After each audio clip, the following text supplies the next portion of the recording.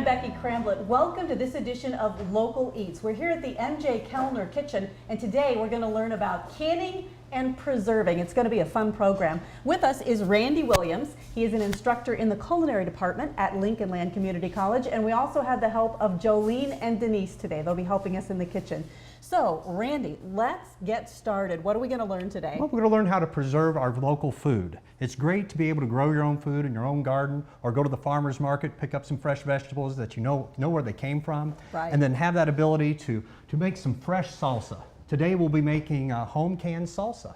Okay, and we're using tomatoes, obviously. Obviously. The first thing we have to start with are really high quality tomatoes. You never want to use a tomato that's sort of been bruised, or it's sort of the end of the harvest tomato, if you will. Right. Maybe that's been frosted or the vines have died. You want to use a fresh quality tomato, so you have a fresh quality product that you've canned. All right, so this process, the recipe, the whole canning process, is this a good one for a beginner? This is a great recipe for a beginner. We'll go over a lot of our ingredients that we have, and we'll go over a lot of our equipment. You don't have to be intimidated by all these things I've had out here today. Some of it can be, but we'll use it all in the processing method. Okay, well, let's get started. Very well indeed. Some of the things that you'll need to can at home, one of my favorite things is a jar lifter, okay? And what's so neat about this, you can grab any jar without burning yourself.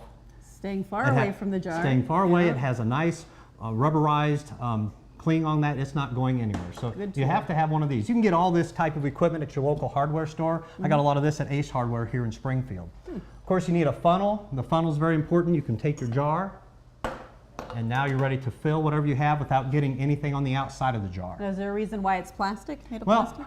I like the plastic. You can also use an aluminum one. They make stainless steel ones. I like the lightweight. It's easy to clean. And it's also, you can see how it's tapered, so it'll fit in a wide mouth or a small mouth jar. Right, makes sense. Okay. Very good. We'll just leave that there for a second. All right. I don't know where this was 20 years ago. My mom had to have one of these after canning for years and years. But this is a jar lifter. It has a magnet end on it. All you do is pick up your jar, pick up your lid, put that on the jar. Clever. Isn't that neat? Yes, that's we very love good. that. Okay, and of course then you have to have, as we do jams and jellies, you have to have a skimmer to take off the froth of the top of the jam. Okay. Have to have a ladle to ladle the product in. And of course here we have our jars, different size, from a pint jar to a little 4-ounce jar. These make great gifts. You put your own jelly in there. I like pepper jelly, strawberry rhubarb jam, twin berry jam. Just really neat to give away as gifts. Okay. That's one of the reasons a lot of people don't can. They're afraid of what's going to happen if they don't process something correctly. Right. And I can tell you today we're doing a high acid food. So anything that's 4.6 pH or lower would be considered a high acid food. And if it's not high acid, you can't use what we call here a boiling water bath. Okay? That's the processing method we're going to use today, because it's a high acid food, because anything that we are trying to kill bacteria-wise, mold, spores, those kind of microorganisms will be killed at 212 degrees. Anything that's high acid, okay, it's killed at 212 degrees. It's probably the deadliest toxin known to man, known as Clostridium botulinum. It's known as botulism. So some people use it as Botox, if you will. Something you want to avoid. Exactly. If something was a low acid food, we'd have to go back to the old favorite back here, to the pressure canner. And cook under pressure to get that heat up with the steam to 240 degrees, which kills that microorganism. And what type of foods would be suitable for the pressure cooker? Carrots, green beans, anything that's low acid. Okay. Okay? All right. Well, let's get back to our salsa here. We'll have a lot of fun here. Maybe you can help me process some of the salsa here. What we're going to do, first thing you have to deal with the tomatoes. And you see we have some quality heirloom tomatoes grown locally. They're beautiful. You can get them at, start them as seedlings, watch them grow, transplant them into your garden. They're great all year, all summer long. Probably also find them at a farmer's market. You sure can get them at the farmer's market locally here. I take a regular tomato, and what I like to do is just score the bottom of that tomato. Make a nice X on that. And we're going to blanch this for about 30 to 60 seconds, okay? Just put it right in our water. Boiling water, you're dropping it in there. And we'll count about 60 seconds and let that tomato go ahead and do that. Are you counting? I'm counting. Okay, all right. Now what will happen, we'll end up when we bring that out here, and we'll be able to peel that tomato super easy. We don't want peels in with our salsa. Right. Okay? So what I've done is that's going ahead and cooking. I've got right here 4 cups of fresh diced tomatoes. Okay? We're going to go ahead and put them in our pan and start the cooking process, because this has to cook down for about 20 minutes, okay? Now, the recipe that you've used for this salsa, we will post a website later in the program. You can check that on your screen and go and get the recipe. But it's important that you follow this recipe. It's very important that you follow it. All the recipes that we're using here today are USDA approved. They've been processed, they've been tried, they're true. They're not going to make you sick. They're safe as long as you follow the processing method. Okay. Now what I have here is a high heat spatula. I love these red-handed spatulas. You don't have to worry about them melting in your pan. Another nice little tidbit for the kitchen. This is done about 60 seconds here, okay? Okay. You see it's boiling. I'm not going to stick my hand in there. I have a pair of tongs. We'll bring that out. Okay.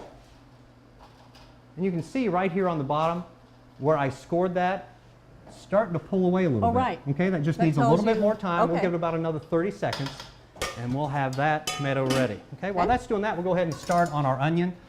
Some people get intimidated by the onions and make them cry.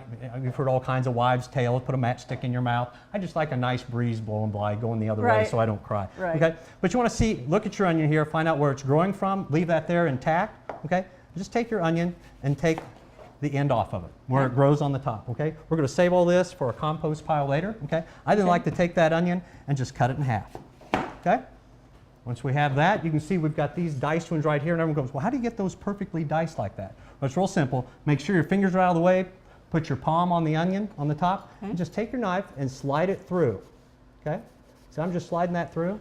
Yeah. Take that top off, it'll come right off. Then all we have to do is just cut right through the onion.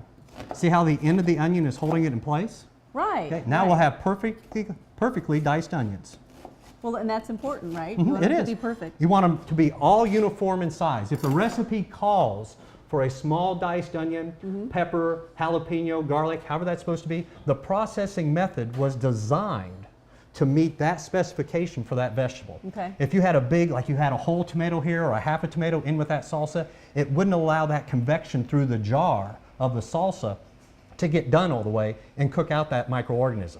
So once again, the quantity that you use, you need to stick to with the recipe. Exactly, Okay. exactly. Okay. All right. So we already have our onions, we have our peppers, we have all that ready to go. We will add this now. As you can see, this is already cooking down. Okay, starting to simmer. Okay, we'll have a 20-minute cooking process. We will now add our minced garlic, our onions, our poblano peppers. I think your favorite was the jalapeno. Is that correct? Well, I made salsa many years ago, and I didn't know to use gloves with jalapenos, but your skin will burn for days. Well, if we do don't. cut into a hot pepper today, I'll make sure that you wear gloves, you. okay? But we have the poblano peppers that we cut up. We have the jalapenos that we cut up. These aren't that hot. This is like the Scoville unit. That's how you measure how hot a pepper is. This is about 2,500 as a jalapeno, and the poblano, real mild, about 500. And Okay? you have both of those in the pot. Yes, I do. Okay. A lot of flavors going to come from there. Okay. All right. Now we'll bring out our tomato, and what we want to do now, we want to immediately put it into a shock bath. This is an ice water bath Okay. that will shock the tomato and stop the cooking process. That makes sense. Okay. And you can see already how that tomato has started to pull away. Okay. Okay. And it's just real simple. See how that's already pulled away there? Oh yeah, the Okay. skin just peels right off, doesn't it? Another neat tool that I just love, that's Yeah. this gadget right here. It's a tomato core, goes in the tomato, one swipe, Well, that's clever. takes it right off. Yeah. Okay? So you can see now you've got somewhere to grab for your skin right The there. skin to come off, and See it how just- easy? yep, It just just- comes right off Peels right off. and peels right off. So that's the basics of blanching Okay. and peeling a tomato. Very Okay. simple. Okay, so we have all that going on now. Now we need to keep this stirred. Okay. You just give me a job, whatever you. I love that. And what we need to Ready do to now, work. we need to add a little spice to our life. So what I'd like to do, It's pretty. we have right here some cumin and some dried onion and other spices in here, some Okay. oregano. We can fudge a little bit on the spices. Okay. If it calls for 4 cups of tomatoes, if it calls for 2 cups of vinegar, we want all those ratios to be right. But for a personal taste and a personal touch, I put my own spices in just Okay. till I like it. Okay? Okay. I like the cumin, adds that little bit of zest that I like in there, a little bit of depth. And look at the color here. Isn't that Yeah, beautiful? it's really pretty. Okay. And we're just going to let this cook down. This is going to cook down again for 20 minutes. Okay. Okay? Great. All right. Now, right here we have salsa that is not canned yet. We Okay. have not went through the processing. Okay? What's happening here is this cooks down. Okay? This will cook down and look to something like this. Okay. And that's what's in this jar. That's exactly what's in that jar. Okay. This is raw. This was everything cut up without being cooked. Oh, okay. So this is cooked. This is cooking down for 20 minutes. This then Look is like the that. 20-minute afterwards. And what's going to happen here, we're going to jar this up and start the processing method of making salsa to preserve it. Okay? Okay. So it's going to be safe to eat. All right. I mean, we just love canning. We love doing this as a family. I remember growing up when the corn harvest was at its peak, you know, a little after the 4th of July, we would have all this corn in our yard, just piles of corn. And Yep. everyone in the family, mom, dad, sisters, we would all be shucking corn, and we would start taking the corn and shaving off the corn off the cob, and we would freeze the corn. Yeah. Really good way to get the family together. It's a great way to preserve your harvest. We take a lot of pride in what we do. Right. I think I told you a story earlier. We were, when I was growing up, we had a flood in our hometown. And my mom was she loved her canned goods. And I remember waking up in the middle of the night, my mom woke me up, that the jars, the quart jars and the pints were clanging together. From the floodwaters. From the in floodwaters. basement. They weren't worried about the furnace. They weren't worried about any of the tools, anything in the basement. It was just all their canned goods were going to be ruined. They were going to break. So it's a lot of work. You can take a lot of pride in this, and that's one of the reasons I like to preserve. I mean, I know where my product came from. I grew it in my own garden, or I Right. went to the farmer's market. I also like that pride. I can give somebody a gift and go, here's something that I made for you. Right. Okay? So you developed your love of this from childhood. Exactly, exactly. Brings back some really good memories. Yeah. Okay?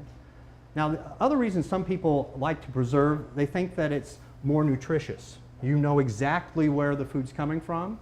You're handling the food from start to finish. And it's a good way if you're on a low sodium diet. Part of this processing method that we're using, the hot water bath or the pressure cooking, doesn't require salt as part of the preserving method. Okay. So you can have low salt, low sodium food. Okay. That's important. Well, this is cooked down just about enough. We are going to start to process that. Okay? And this is where we get to have a little fun. Earlier, these jars I sterilized. Okay? By boiling them in water. Exactly. Right, First okay. I washed them, Okay. and I took them over into the boiling water, and I let them sit in there for a couple of minutes. Okay. Brought them out with my jar lifter and sat them right here. So these are sterilized, ready to go. Okay. So as far as production goes, we're ready to start the processing methods. Okay. First, we'll start out with a nice pint jar, and I like getting about 4 at one time. This would be a good time for you to lend us a hand. You're gonna I'm put me to work now, Yeah, okay. we'll put the jars, the funnel in here. Okay.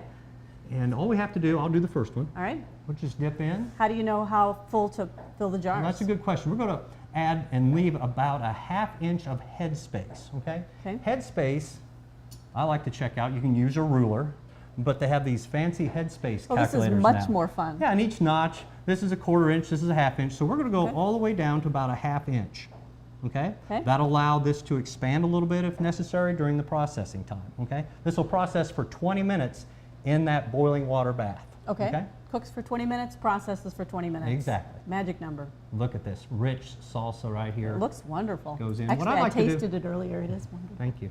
What I like to do is give that ladle just a little Okay. downward. Okay. There you go. That way you don't spill on drip. the counter. Okay. Exactly. Okay. Probably going to take about 3 of these per All jar. right. That's filled. Oh yeah, you're there. Now are we there? Yep. Now I just take this funnel. I'll go to the next one. Okay. Okay. Now let's just check our headspace out here. Okay. Am I pretty close to a ½ inch? Yep. I think when it settles, you'll be there. Don't Very you? good. Now what I like to do now, you can do what you just did there, sort of move the Oh, jar around okay. to level it out. What I Yeah. do, I take an end of my magnet Mm-hmm. jar lifter, and I go through here now getting out all the air bubbles. What, Want to what will minimize air the bubbles do if you don't Well, get them out? The whole point here is to make this a vacuum sealed jar, Mm-hmm. okay? And if I've got some air bubbles in there, that just might give me a chance of some form of bacteria to grow. Okay. So I just want to double check, make sure I've got all the air bubbles. You can see how dense that is though. I have very few bubbles in there. Right, Okay? okay. And again, we'll check our headspace one more time. All right. We are right at a ½ inch. That is perfect. I think you know what you're doing. Well, I got lucky that time. And then what you have to do, I always keep some paper towels folded, ready to go, because Okay. it's very important that you make sure the rim of that jar is completely clean, because we want to get a good seal Okay. when we put the lid Right on. across So I the go top of ahead the and rim. wipe the top off. Okay, and we'll set that one there. Now it's your turn. Okay. I can do this. Shake it off. Is that good? Oh, doesn't that look so good and red? Yeah, I'm ready for it some does. tortilla chips. That's all we need. I don't see any tortilla chips out here. We'll have to make some. But you have some beautiful fresh produce, that's for We sure. do. The berries are really looking good too. Yeah. Now, Okay. based on the heat content here, the jalapenos that we've added in here, we actually took the seeds out so they wouldn't be as hot. There's a lot of heat in the seed of a jalapeno, so you just might make a note of that. Hey, you are real close. Okay, you can just set that right there. Okay. What I like to do, I'd say you're a little off, but let's see. Yeah, I'd say Check it your might be a headspace little there. bit. Oh, yeah. Okay. What you can do is now spoon in a little bit. Okay. Right in the middle. Just from Try here? not to get any on the rim. Yes. Okay, right. Because we want the rim to be very clean. That is perfect, Becky. You What can I say? look at that. You Okay. think it's enough? I think it's perfect. Okay. Yes. All right. Here's a paper towel. All Take right. the rim off. Okay, rim's clean. Very good. Now we just have to do 2 more real quick because we're going to put that in our hot water bath. Okay. So I'll grab a jar. You've got one. All right. I'll fill mine up real quick. We'll set this up here. And again, just filling up till you have a 1/2 inch headspace on the top. Okay. We still have to go through yours and make sure that the air is out of it. I think we're going to get one more. That's going to be about it. Yeah, that's all. You're almost out of salsa. Exactly. Very good. Now, once we put these into the pan to boil, and that's it, right? That's it for about 20 minutes. Okay. And we'll wipe this off here. Very good. Make sure that we don't have any air bubbles. And this one's yours, right? Uh-huh. We're going to keep track of that one. We'll send you home with this one. Cool. Okay. That gives us 3 jars. Now, Okay. we have back here, we've had in water our lids. Well, you get to use your fun little magnetic tool. You get to, and I will let you do this. All we have to do is go in here, and I have warm water in here. I Okay. don't leave this a rolling boil like I do the other areas. Okay. I just like to keep this warm because what we're doing, we're activating that band right there of sealant. Okay, that's Okay. going to create the seal, which will make the vacuum in the jar. Okay, Okay. so I'll let you grab one out of there. All right. You can do all 3 of those. I just set it on there? Mhm. Okay. Some of the old timers call like these this? instead of lids, they Can I call touch them, it? yeah, Yeah. and just use your finger, huh? They Okay. call them flats. Flat. They call them flats. Okay. How do you turn them over? That's a big one. Right. I'm just trying to Just get rid of it. That's okay. Come There you here. go. There's a little one. Okay. Perfect. And that might have 2. Oh, right.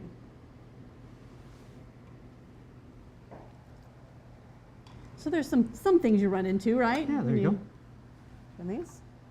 You just put that one on there? Mhm, perfect. Yeah? Okay. Now we have our rings. And we have our rings to go on. Now, this one you don't want to get very tight. Okay. We just want it sort of hand tight, if you will. Okay. All right. Screw that So on. not just and as see- tight as you can get it. Yeah, but- see, I still have a little give in there. Oh, you have, okay. Yeah, I got mine just- too tight. Okay. There you go. You do that All last right. one. Now these rings, once you store it, they don't have to stay on, right? You can take these No, rings. exactly. You can see Okay. the jars that we have over here in the display. I've taken the bands off, Mm-hmm. okay? Now I will reuse my jars and my rings over and over again. As long as they don't have any chips, they don't have any cracks, there's no rust on the ring, I will Okay. use these over and over and over again. So your initial investment when you buy these might be a little higher, but you're able to reuse Reuse them. these, Mhm. okay? Now what you don't want to reuse, and that's your lids. Okay. Never reuse your lids. Those you Right. can recycle, but do not reuse them on your processing methods, okay? Now, Okay. we get to have some fun with the jar lifter. Okay. Okay? If you bring one of those jars right over here, we have a boiling water bath here, okay? Okay. Want to make sure it's at a rolling boil. Go ahead and put your jars in drop it for in there? processing. Anywhere? Mhm. Okay. Exactly. And we'll bring the other 2 over. Okay. This is actually fairly simple. Make sure you got a good grab on the jar when you, have you ever dropped one? Yes, I have. Okay. Very good. Now, as you can see, we put those cooler jars in there. Uh-huh. And now, because I have a base in here, I never want to put jars in the bottom of the canner itself. Okay. You will crack your jars for sure because you're on direct heat. Okay, so I have a nice basket, I'll lift up here, Okay. that I use. Okay, and that's going to be submerged into the water. It's very important that your jars submerge at least an inch below the water. So the Okay. water's covering the jars, and even though we didn't put those rings on tight, that it doesn't get into, Exactly. okay. Exactly. The Because air of is the- being pulled out. As you see right now, the air is coming out of the jar. Got it. Okay? Okay. And what we're going Oh, to yeah, do is very put the lid back on because we need this to come back up to a rolling boil. Okay. The point that it starts to boil, we will then start our 20-minute processing time. Okay. And coming up, we're going to show people how to make some jam. So We will. we'll just move right into that real Exactly. quickly as well. Now, as we process this will sit here for 20 minutes. We'll make sure that it's starting to boil. You see, it doesn't take too long. It's starting to just start to simmer just a little bit. Right. Okay. As that comes up to the boil, we will mark it 20 minutes from there. Okay. After 20 minutes, we will turn our heat off, as I have done here, and we will take the jars that I've lifted up here, and we will let them rest in the water after I've turned the heat Okay. off for Still 5 sitting in the minutes. warm water, okay. That's part of the processing time. Okay. So just don't think you can go in for 20 minutes, process, pull that hot jar out, and you're done. Okay. Follow the proper processing method as seen and set forth by the USDA. And then you have your salsa, right? We will, We're done? and I think we'll be able to crack into some here in just a few minutes. We'll bring Okay. this salsa on up here. All right. We'll take a look at it, see how we've done. Earlier today, I went ahead and went through 20 minutes of processing time, Okay. 5 minutes of wait time, and here is our finished product. There you go. Isn't that beautiful? It is beautiful. But as you can see, as the cooked jar and processed with the uncooked, okay? Right. You can see this has never been in the heat. This has not been processed, so it's a little brighter. Right. But here's the problem. See that give in the top of that jar?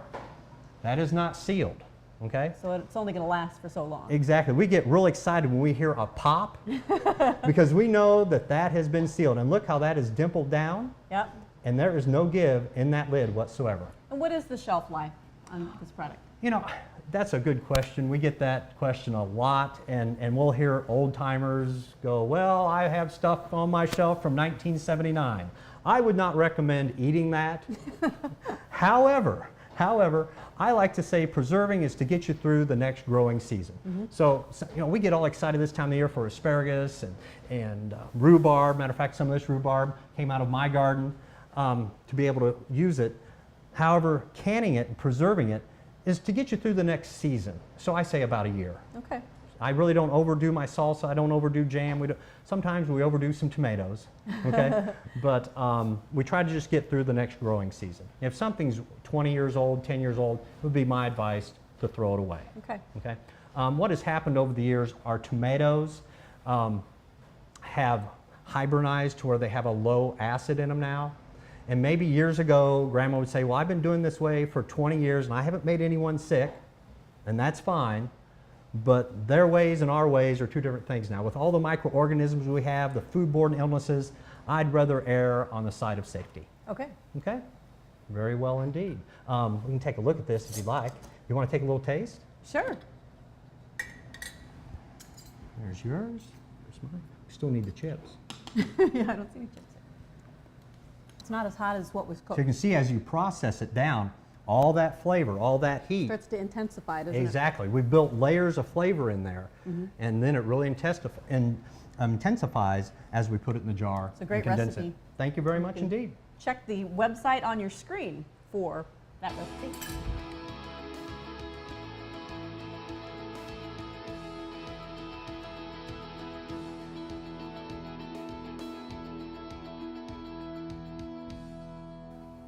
Randy, we have a few minutes left in the program. Tell me about this mixed berry jam. That's great. It's so easy to make. It's just 4 cups of berries, 4 cups of sugar. Add that together, cook that down for 25 minutes till it turns into this nice slurry that we have here. Okay. All the mixed berries are in there. Now, I don't know if this is completely set. We let the strawberries macerate a little bit in some lemon juice so that acid would pull out the natural pectin. Yeah. What I do, I get a glass plate, I keep it on ice, All and I put a chilled, right? little bit of that jelly on there. Okay. And I want it to get cool real quick. Now, what I don't want to see is that to run completely off the plate. As you can see, it started to gel. Okay? So That this is means good. we This is are what you want. good to preserve. All right. Okay? And real easy now. All we have to do is take our jam. And I have these nice little 4-ounce jelly jars. Yeah? Great to give as a gift. They're really cute. This is delicious here. Process is the same as the salsa. And, well, the head space is a little different. All we Right. have to do is leave about a 1/4 inch this time. Okay, so get a little bit more room to fill. Okay. But essentially, you get your ingredients, you cook them down, put them in the boiling water, put them in here. And we only have to process this for only 10 minutes. 10 minutes, okay? 10 minutes. Just barely twist that on. Okay. That is ready to go in the hot water bath, 10 minutes. Let it rest for 5 minutes. After it's done, bring it out. You have jam for the season. So again, this is something that a beginner could do really simply, 2 ingredients, fruit, sugar. right? And again, stick with the recipe. Exactly. All the ingredients, very The important. Tried and proven recipes. Okay, well, Randy, thank you very much. You have been very helpful and obviously knowledgeable about canning. So we appreciate your time today. Thank you, Becky. I'm Becky Cramlett. That's all we have time for on this edition of Local Eats. Thanks for watching.